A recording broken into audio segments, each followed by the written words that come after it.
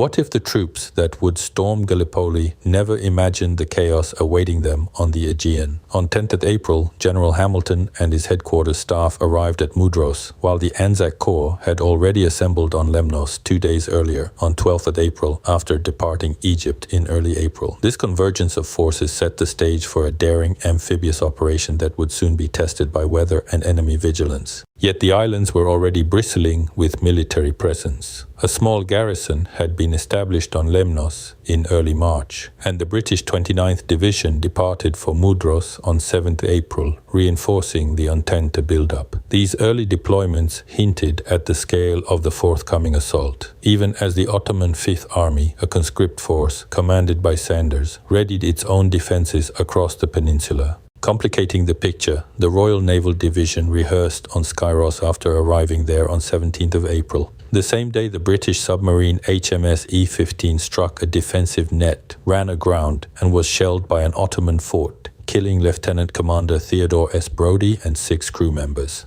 Survivors surrendered, underscoring the lethal reach of Ottoman coastal defences even before the main landings began. Nature itself added to the Entente's woes. Poor weather from 19th March grounded aircraft for 9 days, limiting reconnaissance to a fragmented 24-day program. This lack of aerial intelligence left commanders guessing about Ottoman dispositions, a gap that would later prove critical when the first waves approached the Gallipoli shoreline. Meanwhile, Ottoman planners were far from idle. Lieutenant Colonel Mustafa Kemal warned that Cape Helles and Gaba Tepe were likely landing sites, while Sanders, convinced Besika Bay held the greatest risk, positioned a third of the Fifth Army there. 2 divisions fortified Bulair to protect supply lines, and the 19th and 9th Divisions took positions along the Aegean coast and at Cape Helles, creating a layered defense.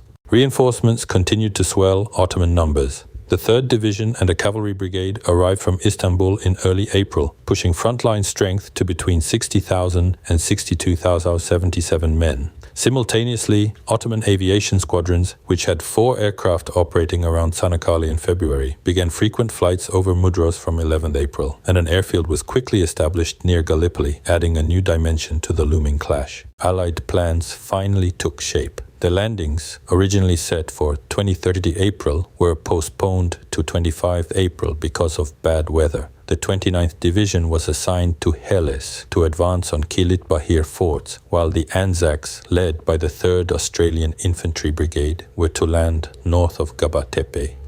A French diversionary landing at Kumkale on the Asian shore would precede the main thrust, creating a complex, multi-pronged assault.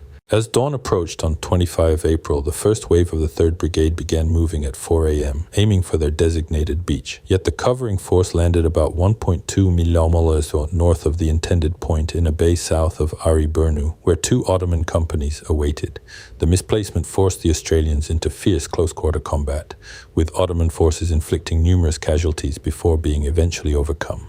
Amid the chaos, individual bravery shone through. Bernard Freiberg swam ashore under heavy fire to light flares, an act that later earned him the Distinguished Service Order. His daring illuminated the beach for his comrades, exemplifying the personal heroism that punctuated the broader tragedy of the Gallipoli landings. Naval support, originally intended to bombard beaches, was abruptly altered to target inland ridges during the landings, reflecting the fluid tactical adjustments forced by the unfolding battle. Kitchener had assigned air requirements to the Royal Naval Air Service, and by the end of March 3rd Squadron NAS under Commander Charles Sampson had arrived at Tenedos, ready to provide aerial reconnaissance for the operation. Back on the Ottoman side, early morning reports added to the fog of war. At around 2 a.m., an observer at Ariburnu sighted ships on the horizon. Captain Fake of the 27th Infantry Regiment confirmed the sighting and alerted Ismet Bey at Kabatip. By 3 a.m., the moon vanished and the ships disappeared, leaving Ottoman commanders uncertain whether the vessels signaled a genuine landing or a diversion. Sanders, convinced the main thrust would fall at Bulair, remained there on the morning of the landings, unaware that the primary assault was unfolding at Gallipoli. While his troops awaited an attack that never came, the 27th Infantry Regiment's remaining battalions received orders at 6 a.m. to move to Ariburnu, illustrating the fragmented Ottoman response caused by conflicting intelligence and expectations. Thus the Gallipoli campaign began with missteps, miscommunications, and moments of extraordinary courage.